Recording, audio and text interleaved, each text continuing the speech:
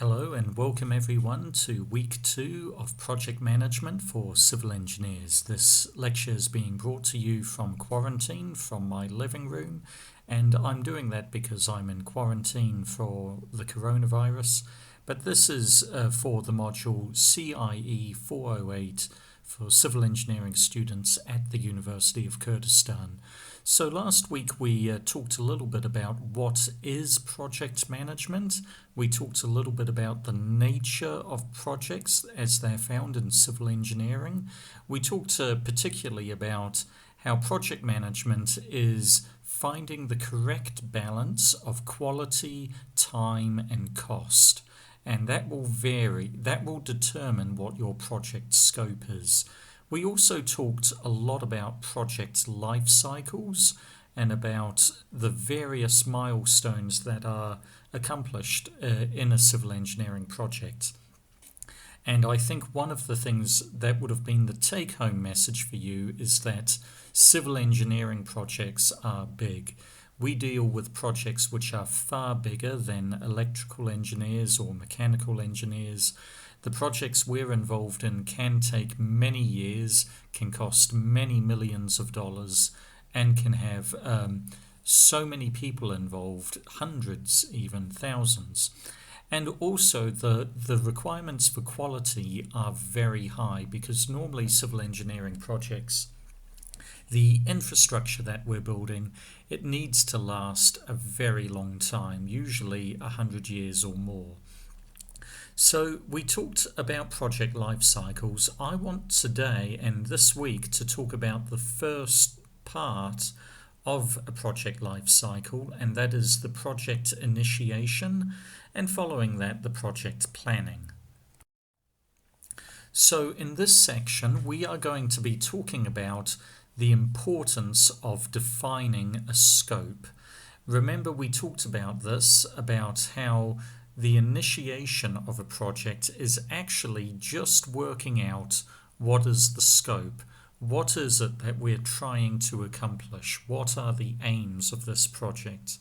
We're also going to talk a little bit about the economies of scale. Again, we touched on this in engineering economics at the end of the engineering economics module, and we talked about potentially why most civil engineering projects are very large. We're then going to be talking about feasibility studies. That's about how to engage with stakeholders. And we're going to be talking about techniques used in cost-benefit analysis. And that's for determining whether a project is viable or not, whether we should be doing it or not, and how to maximize the net benefit for a project.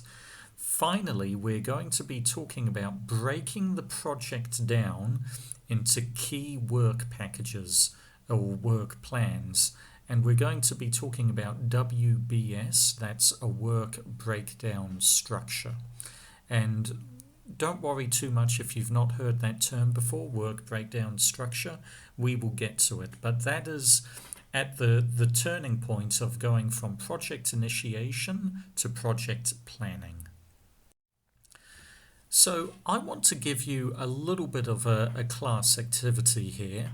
Think about this. Let's say you are a project manager at a major civil engineering design and construction firm. So your firm, your company, does design and construction, and it's based in Erbil. Now, one day, a representative of the Minister of Transport from the government, he comes to your office and says he wants to have a bridge over the Ainkawa Road and 100-meter road intersection to solve the traffic problems there. Now, what will be your next questions? Well, first off, I'm wondering, is this a bridge which is the Ainkawa Road going over the 100-meter road? Or is it the 100-meter road going over the Ainkawa Road? I also want to know about what sort of on-ramps and off-ramps do you need? What would happen if the car that is traveling on over the bridge heading into Ainkawa, wants to turn right and go onto a 100-meter road and head to Family Mall. Can he do that? How many cars out of all of the cars will do this? The other question is, how many lanes do you need? How do you determine how strong the bridge needs to be? What sort of earthquake must it withhold? How long must the bridge live for? Is it a temporary bridge? It will only last 5-10 years? Or does it need to last 100+ years? Also, we need to ask about the amount of traffic that will be using this intersection in various directions. Now, once you've asked all of the questions, that representative of the Minister of Transport, he is going to be blank. He's not going to have the answer to any of these questions. What you need to do is you need to engage with the stakeholders, namely the people who will be using the bridge, using the intersection, and find out what is their activity. Do most people just go into Ainkawa, and do they exit Ainkawa a different way, going out the back on 120-meter road? If that's the case, then perhaps the bridge only needs to be one way. Or maybe most of the traffic is on a 100-meter road and only a very small portion of people come off a 100-meter road wanting to go to Ainkawa. If that's the case, maybe a bridge is not even the solution here. Maybe you just need to build a better off-ramp. Maybe all you need to do is have better traffic lights. Who knows? To do that, you need to engage with the stakeholders. So, defining the project scope, that is trying to determine what are the aims of the project. What are you trying to achieve? What are the deliverables that need to be achieved? And this needs to also cover those three parts of the project management triad: time, cost, and money. How quickly do you need to have this project, the Ainkawa 100-meter road intersection, finished? How much money do you have to spend? How much quality, how long must it live for before we can build something anew? Defining the project scope will give you very clear indications on what those constraints are of time, cost, and quality. It will also help you determine what exactly the project is meant to achieve. How many people will be going from Gulan Street into Ainkawa and vice versa? How many people will actually be turning left or right at the intersection, and what proportion will be going straight through, and so on and so on. Good planning, good project initiation, and good research where you ask the stakeholders what it is that needs to be achieved, that can give you a much clearer idea of what the project scope is, and it can stop project scope creep. What is scope creep? Well, scope creep is where the project, as it is being designed and built, which, as I said, can take many years, the project scope moves.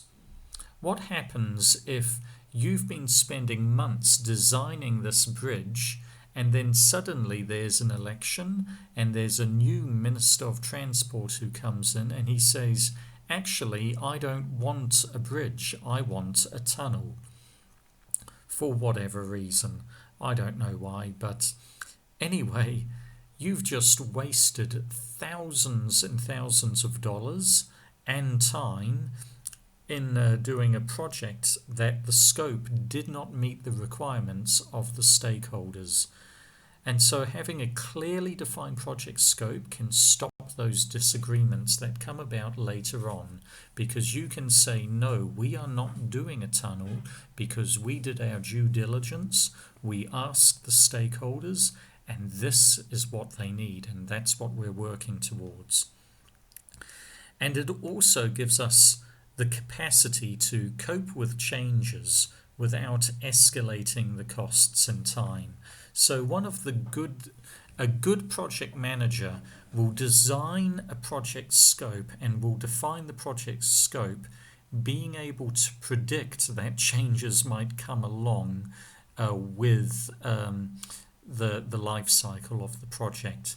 And they will design into the project infrastructure slack, meaning that, hey, we can let's over-design the bridge columns and make them really strong, because we have defined that there's a very high risk that we may need to add another lane to the bridge later on in our design work. And if you've already designed the foundation to cope with that change, you're not going to escalate the cost in time in the design work. So remember, we saw this slide in the last lecture of a project life cycle, and initiating the project, that is all about defining the scope of the project. What is it that the project is trying to achieve? After project initiating, you get to planning, which is how are we going to achieve these very clearly defined objectives that we got to with the initiating, and how are we going to now design and build or manage this civil engineering infrastructure to meet those aims, and how do we manage the cost, the quality, and the time to achieve that. Now, after initiating and planning, we talked about executing and controlling and planning, and we'd said that, you know what, in many ways with civil engineering projects, sometimes 2/3 of the time of a project life cycle are spent to initiating and planning, sometimes even longer. So here's a great example. This is a picture that I showed you in the last lecture.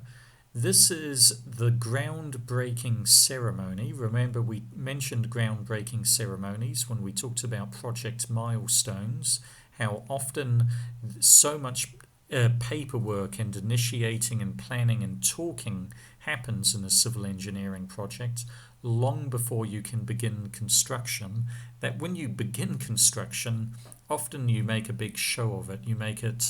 You have a celebration, so everyone is happy and it boosts camaraderie. Well, this is an example here. This is the groundbreaking ceremony for the new US consulate, which is being built north of Ainkawa. Now, this is going to be the largest consulate in the world. It's going to be built for around $600 million US.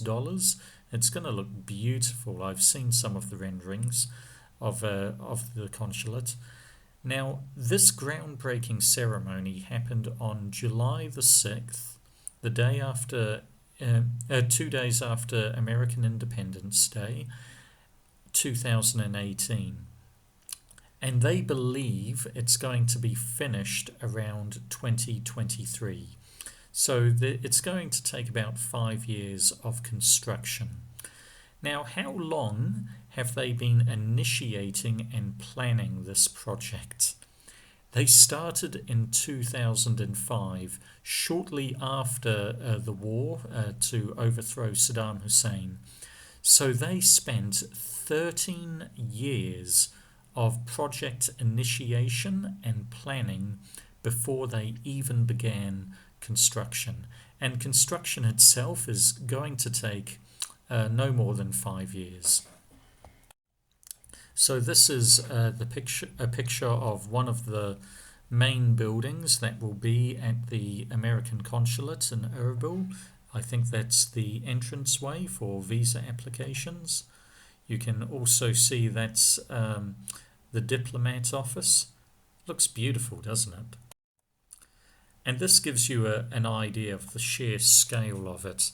So it's going to be potentially, I think, around a quarter of the size of Ainkawa. It's being built just beyond 120-meter road, and it looks fantastic. It's going to have about 400 people who live in there. They'll have their own swimming pool, they'll have their own gymnasium, there'll be shops in there, but there will also be high security, it'll be a fenced area.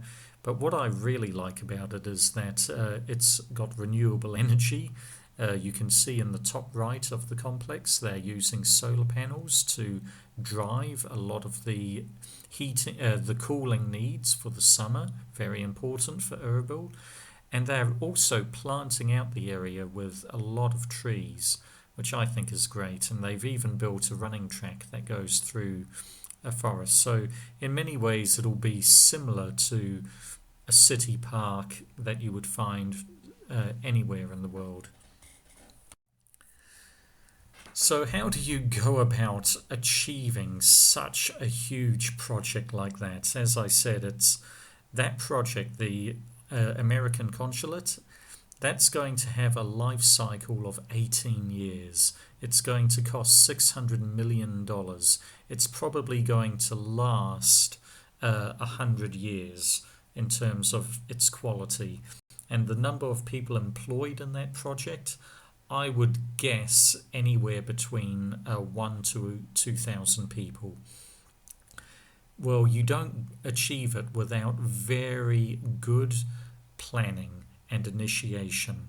This is a little cartoon of a boss bombasting one of his employees by saying, "This is a major project of utmost importance. It has no budget, no guidelines, no support staff, and it's due in 15 minutes. At last, here's your chance to really impress everyone." Obviously, that employee is going to fail miserably. She doesn't know what the end goals are, and she hasn't been given time or cost or support staff. It's not going to work. Now, a good example of this is your research projects for your fourth year projects that you're going through at the moment.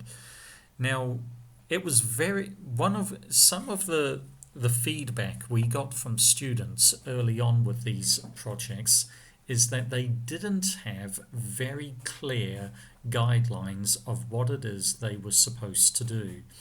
Well, if I can give a little bit of pushback, that's actually the nature of research. You do not have clear guidelines.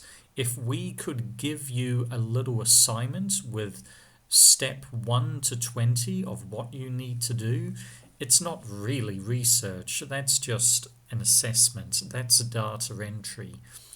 Part of research, or even the biggest part of research, is defining your project, what it is that needs to be found out.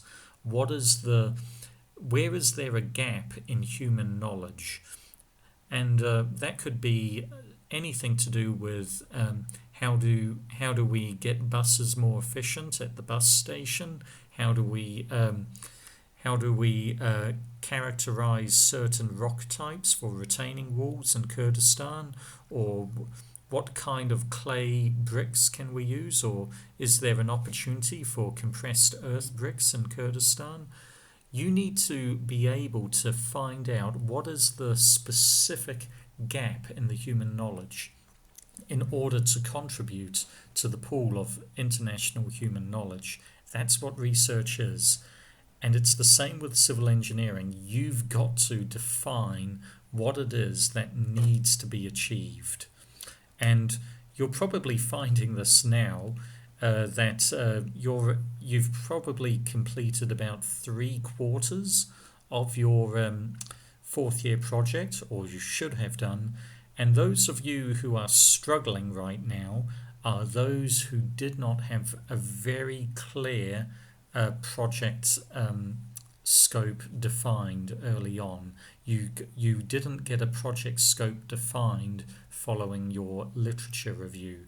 Those who defined their scope and had a good idea of what it was they were meant to achieve following the literature review, they're a lot less stressed right now. It's the same with civil engineering. So remember, with defining the project scope, you've got to define the constraints of cost, time, and quality. This is the project management triad that I've mentioned several times. I do want to mention that with a lot of the project management triads that are mentioned elsewhere, quality and project scope are in different positions, but it means the same thing. Basically, you need to determine what is an acceptable cost, what is an acceptable delivery time, and an acceptable quality that the project can be, and then you define the project scope from that. Now, of course, these things work against one another. Building at too high a quality will make it cost too much and take too long to build. And you can go around that triad and you'll see that those three constraints work against one another.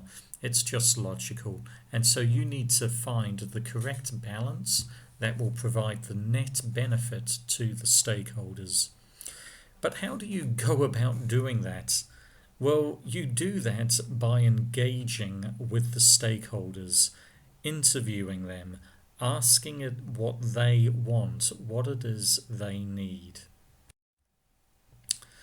So remember, you can't have high quality, low cost, and quick delivery. They all work against one another. This is a little joke that someone gave me. They said this was given to me by my sister when she turned 30. And she said, you know what? Being a woman at 30, you can have a loving husband, a fulfilling career, a good body, polite kids, a clean and tidy house, free time, lots of money. And from that list, you can pick any two. You can't have everything. And it's the same in civil engineering. You've got to find the correct balance and find what are the priorities of the stakeholder to achieve net benefit. So, who are the stakeholders? Well, the stakeholders are the people who are affected by the civil engineering project. And consulting with them, you are trying to determine what is their interest, both in terms of amount, how much interest they have in the project, and also their influence. So, in civil engineering projects, because they're so big, they can have lots and lots of stakeholders. You could have the customer or the end user. So that's the people who will be using the Ainkawa Road 100-meter road intersection. The government or private sponsor, they're the people who are paying for the intersection. They are, they're the Ministry of Transport. They have a very keen interest in the project. Neighbours, both residential and businesses, it's very important for them that the intersection is done in a way that is suitable for them. How angry is the imam of the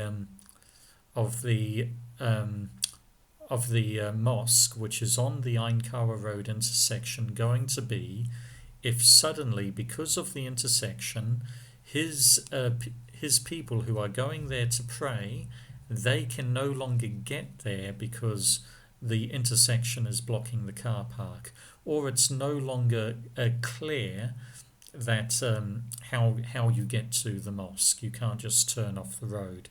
Also, there might be people who are upset if the bridge is taller than the mu'adhan, the minaret of the mosque. That can be very concerning for certain religious people. The engineers, of course, they have an interest in it. It's no good designing it's no good trying to build or trying to achieve a bridge at the Ainkawa Road and 100 Meter Road intersection that has a beautiful cable stay bridge similar to the Malau Bridge in France. When the engineers available in Kurdistan, they've got no experience of designing a bridge that way. They've never done it. Suddenly you're going to have to get engineers from overseas, and it's going to get very expensive. The constructors, they have an interest. This is one of the real big problems between design engineers and construction engineers. Design engineers can design really beautiful roads and bridges and buildings, and they draw it all up on beautiful drawings. And then the constructor gets those drawings and he says, well, that looks good, but how the heck am I meant to construct that? The design engineer gave no consideration not for how it was to be built. He was only thinking about the final product. Asset managers, those are the people who will be maintaining the intersection. Regulators and consenters, those are government agencies which are making sure that the infrastructure is built according to standards. And this is the big one, future generations. They're a real hard stakeholder to engage with because they don't exist yet. But in all likelihood, this intersection that we're building for the Ainkawa Road and 100 Meter Road intersection, that could stand for 100 years. You can't interview a driver who might be using that intersection in 100 years' time. So you need to make predictions about what will the driver behavior be in the lifespan of the civil engineering infrastructure. And there's ways around you can do that with traffic surveys and so forth. But these are the stakeholders you need to be engaging in as best you can for determining what is an appropriate and net beneficial scope for a project. So one of the very key things that is useful for engaging stakeholders during the project initiation stage is this, the stakeholder engagement matrix. Now, some stakeholders have a very high influence over a project, and some do not. So, for example, the Ainkawa Road, 100 Meter Road intersection, the Minister of Transport, he has a really high influence over that project. He can change the direction of that project with just one memo. He's got a lot of wasta concerning this project. And some people have very low influence. Think of that imam who works at the mosque next to the intersection. He's got very little influence, but he's definitely affected by it. He's got a very strong interest in this project. The last thing he wants is for this construction project to be really loud and to go on for years on end, and it may stop prayers at his mosque. He's got a very high interest but very low influence. Likewise, what about someone who has... let's look at Nurchirvan Barzani, the Prime Minister. Does he have high influence or low influence? Does he have high interest or low interest? Well, he's got high influence. He's the Prime Minister. He can cut funding or give more funding with just a simple decision. Interest, he probably doesn't have that much interest personally. Yeah, there's a lot of traffic jams at the current Ainkawa Road intersection with how things are, but look, he's the Prime Minister. As soon as he's driving with a police escort, all other traffic stops and he drives through. So he doesn't really have a personal interest in the projects going through. What about someone like the Imam? Well, he's low influence, high interest. What about someone who, let's say, is um, going to be. Okay, well, that's enough examples today. But how do you engage with the stakeholders? Well, in the case of someone who has high influence but not a lot of interest personally to him, someone like Nurchivan Barzani, you've got to keep him committed. During the project initiation, during the project planning, you need to keep sending memos and saying, this is what's happening. This is what it's going to achieve. This is the economic uh, fiscal stimulation this project's going to give. These are the number of people who will be happy when this is finished. These are the people who will be inclined to vote for you. You keep him committed. Now, if it was someone of low influence and also low interest, let's say this is the person who is just a regulator, and his job is basically to go to the bridge during construction at various times and to test the concrete, test the asphalt, and check the traffic safety control, and he's making sure the project is being done in a safe manner. Well, he's got very little influence. He's also got very low interest, but you've got to keep him informed. Now, what about the Minister of Transport? Again, high influence, much like the Prime Minister. But I've heard that the Minister of Transport for the KRG, he actually lives in Ainkawa. So he's going to be driving through this every day. Now, if that's the case, he's got a very high influence and a very high interest. What you need to be achieving with him when engaging with this stakeholder is you're keeping him satisfied. And when someone has a high interest but low influence, you keep them interested, meaning those are the people you've got to be engaging with. In many ways, they're the people you've got to work with the most. So these are people who will be using the intersection, people who will be driving it every day. They have no influence. They don't have jobs in the government or in high places, but their interest in it is big. You've got to keep them interested, and you've got to really engage deeply with them to make sure that the project is achieving a benefit for them, to get the best benefit from the project. So let's look at this example again. The Ainkawa Road 100-metre road bridge or intersection. The end users, who are they going to be? Well, they're going to be the drivers. But we can break them down into different categories, can't we? There's going to be the drivers who drive straight through on a 100-metre road. There will be the drivers who drive straight from the Citadel, from Gulan Street, into Ainkawa, and from Ainkawa to Gulan. There will be people who are driving up Gulan Street and then they want to turn right onto a 100-metre road.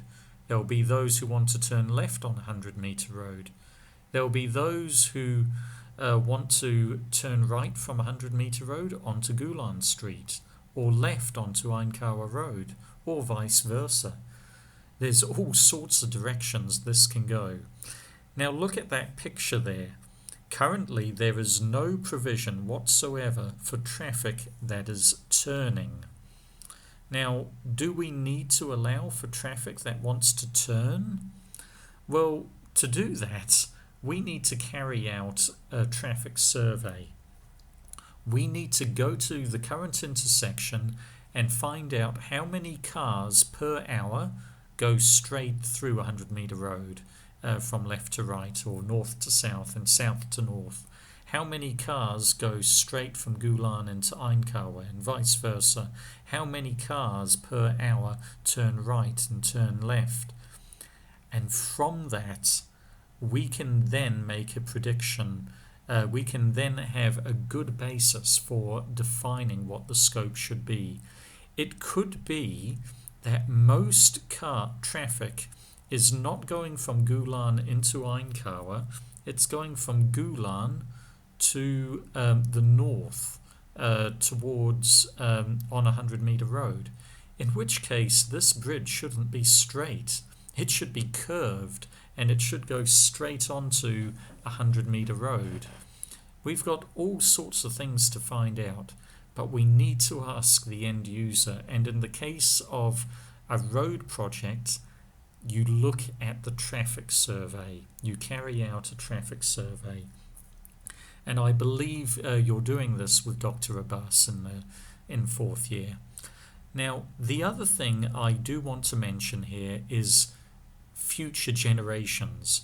Traffic is only going to get worse in Erbil. We all are getting more, there's going to be more and more cars. The population of Erbil is growing very fast, and the proportion of Erbilites who have cars is increasing. So you also need to make predictions about how much traffic there's going to be in future generations. And that could be done by doing a traffic survey twice, doing one this year and doing a traffic survey in 1 year's time and another traffic survey in 2 years' time. From there, you can make a trajectory and extrapolate how much traffic there's going to be in 20 years' time, for example. And that's one of the reasons why project initiation can take many years, especially for big motorway projects like this one. So this will help you, the traffic survey, answer questions like how many lanes should the Ainkawa Bridge have? Now, another key point of a project scope is we need to ask ourselves how big. How big should that bridge be over the Ainkawa intersection? How many floors or how many apartments should be in that hotel building? How many lanes should the motorway have? Well, this is one of the most challenging things of defining a project scope, is trying to determine how big the infrastructure should be. Now, keep in mind, it needs to be big enough for future growth. And this is why it's hard to define, because the key stakeholder, or the majority of stakeholders for civil engineering projects, are future generations, and you can't consult with them. And that's what makes it hard. But remember, there is a tendency for civil engineering projects to have more net benefits, meaning the benefits, both internal and external, are bigger compared to the internal and external costs, the bigger the project is. Now, this is because of a concept called economies of scale. Now, we learnt about this in engineering economics. If you need to go back and have a look at that, I recommend you do. But this is basically looking at the fact that the bigger an infrastructure is, the lower the cost overall. So, let's say Avan gets married and she wants to have a house for her and her family. Meanwhile, Avan's brother also gets married and he wants to build a house for his family. Now, they could both build two houses. They could build two small houses for each of their families right next to one another. But it would be cheaper if they built one house that was twice the size. And Yeah, Ivan's brother could live on the first floor with his family, and Ivan could live on the ground floor with her family. Now, obviously, there's costs to the quality of life there, but you need to understand that's probably clear to everyone. It's a lot cheaper to buy or build an 8 bedroom house than to build two 4 bedroom houses, because you have the economies of scale. There are fixed costs that do not go up the bigger the house is. So to get the permissions from the municipalities to prepare the ground, to the cost of transporting the bricks and so on, these are fixed costs that do not go up. So the larger a project, the cheaper it is per square meter, or per lane, or per number of cars the motorway it can hold. Another way of talking about economies of scale is an expression that we often have in English: big is beautiful. Now, it's often used as a joke these days that big women or big men, they're the most beautiful. But actually, this term, it originated from economists, that if you think big, you are going to get a bigger benefit, a bigger net benefit. So this is shown here with this graph, and you saw this in engineering economics, but we've got the short run marginal costs for different scales of a factory. We also have the short run accumulative cost there. And you can see that if we increase the output that is being produced at this factory, I don't know what they're producing. It could be Coke bottles, it could be concrete blocks, I'm not sure. That the overall cost per unit, per Coke bottle, per concrete block decreases the larger your output. So that's an example of economies of scale, and it's shown on the long run accumulative cost. So I'm now going to give you a real life example of thinking big, of taking into account the economies of scale. This is an example from my home country, New Zealand. And this is the story of the project that was the Auckland Harbour Bridge. Now you can see New Zealand, it's 2 islands, the North Island and the South Island.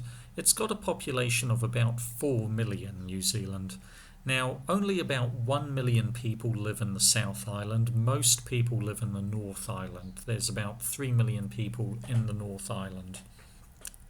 Now, by far the biggest city in New Zealand is the city of Auckland, and you can see that with the red arrow. Now that's a big city. It's got about 1.5 million people living there. But can you see the problem where the city is? It's in the skinniest part of the country. It's so skinny. At one point, that it's got a harbour on either side, the Manukau Harbour and the Waitemata Harbour. At one point, where you can see the number 5 in that map, it's only 900 metres wide. And that's where we've built the biggest city in New Zealand. It's a big problem. So this is one of the reasons why Auckland has some of the worst traffic in the world. And I mean it's really bad. If I lived in Auckland for a while, and where I lived was in downtown Auckland, so right down in the middle of the city, and I was working in Manukau, so where you see number 4, Manukau. It's in the south of the city. Now, it was only 5 k's for me to go from the centre of the city to Manukau, but every morning it would take me an hour and 20 minutes to drive there. So can you imagine that if you were driving from from basically Ainkawa to the university, and it would take you approximately 2-3 hours. That's how bad the traffic is in Auckland. Now, one of the ways they wanted to improve the traffic in Auckland was back in 1946. So this is just after World War II. They said what we need to do is build a bridge over the Waitemata Harbour. So that harbour on the east coast, they said we need to build a really big bridge. And that's going to take traffic from the North Shore to Auckland and so forth. And that's going to ease traffic.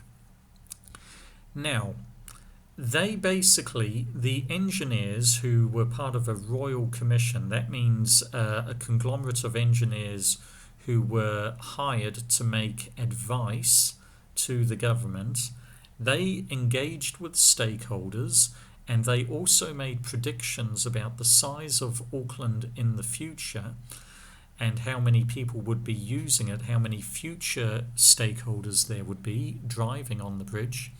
And they said we need to build a bridge that has 8 car lanes, 1 railway lane, and also 2 footpaths. So they were proposing a really wide motorway bridge. Now, the government, which was a stakeholder that had high influence but low interest, they had just come out of World War II, which had cost them a lot of money. They said, that's just too expensive. I'll tell you what, why don't we build a bridge that has 4 lanes? So they built a bridge that had 4. So this is a picture of the Auckland Harbour Bridge being built in 1955. So the construction of the bridge took place from between 1954 and 1958, and it took about 4.5 years to finish it in construction. So remember, the planning started, or the initiation started in 1946, and they didn't begin construction until 1954. So 8 years of initiation and planning and design before they even got to construction, which took about 4 years. Now, this is a very important part of the country, because this is the most prosperous city in the country, much like Erbil is for all of Iraq and Kurdistan. It's the economic hub, and at this time there were about 200,000 people who lived in Auckland. Today there's about 1.5 million. Now they're building this bridge here, and you can probably see that the bridge is quite skinny. It's only got 4 lanes. But as I said, even as they were building this bridge, Auckland being the economic hub, the population was growing. And this is what happened. This is day 1 of the bridge opening. They had just finished building the bridge in 1958, and look what the issue is. You still have a traffic jam. The bridge was finished, but the bridge was not big enough to meet the demand of all of the stakeholders, even from day 1. They had designed the bridge thinking there would be traffic similar to 1946, when really they should have listened to the Royal Commission and realised the city is going to grow fast, very quickly, with people moving here after the war, and we need to build the bridge bigger because there's going to be a lot more people living and working and driving in Auckland. And so it was a ringing testament to the peril of short-term thinking and penny pinching. Remember, the government didn't want to spend money, and they wanted to cut corners.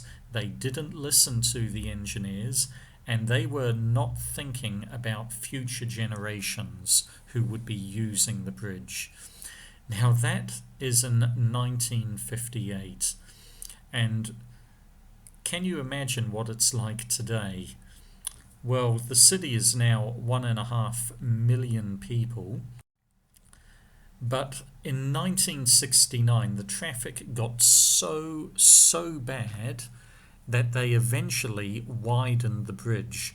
And so you can see that they've now built 2 extra lanes on either side of the arches of the bridge.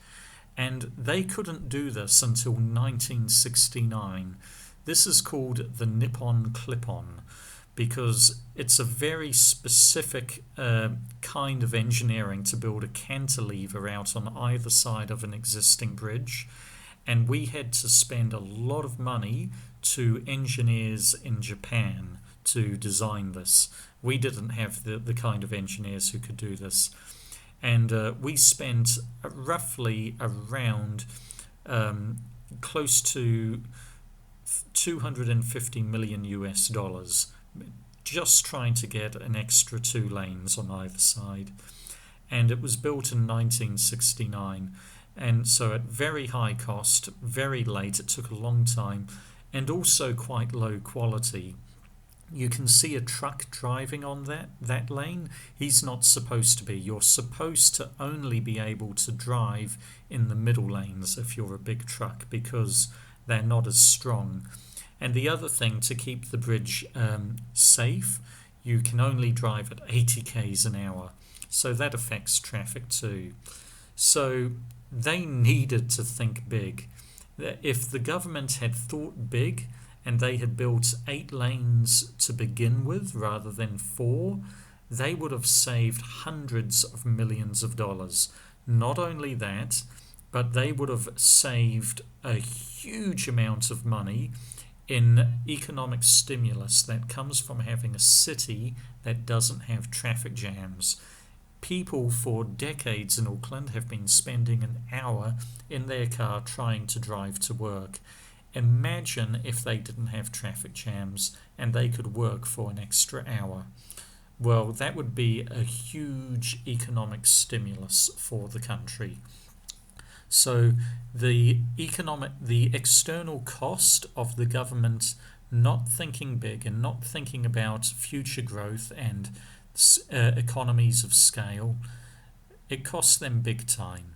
So that's an example of why we need to consider economies of scale and do our best to try and predict what will the road use be, or what the population growth will be for lots of civil engineering infrastructure, because those are the majority of stakeholders who have the biggest interest in the project, but they have zero influence on the project. We need to do our best to engage with them by making predictions about the future as best we can. Well, guys, one more thing. Look at the bridge here.